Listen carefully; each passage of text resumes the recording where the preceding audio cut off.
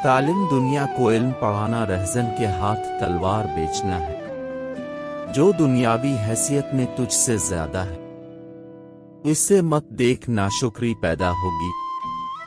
दुनिया हसन खुल्क ही का नाम है, बदखू और बदखुल्क की जगह दोज़ख है। हक बात कहने मत रा, अगरचा जाबिर से जाबिर बादशाह क्यों ना हो, कि ना तो वो तेरी उम्र से एक साथ कम कर सकता है और ना तेरी रोजी से एक दाना कम। पाक नफस आदमी औरतों से भी ज्यादा शर्माता है। मीज़ान में सबसे भारी अमल जो होगा वो हसन खुल्क होगा। बोलने से पहले तअम्मुल कर लेना, इससे बेहतर है कि बोलने के बाद मौकूफ किया जाए। दुश्मन से सिर्फ एक बार डरो, लेकिन अपने दोस्त से 1000 बार खौफज़दा रहो। 3 चीजें खाएं, मैदे की गर्मी का हमेशा के लिए खात्मा हो जाएगा।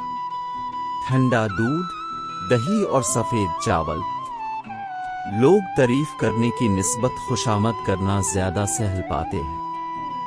वो बंदा जो मजहब से आरी हो, वो इस घोड़े की मानिंद है जिसके लगाम न हो।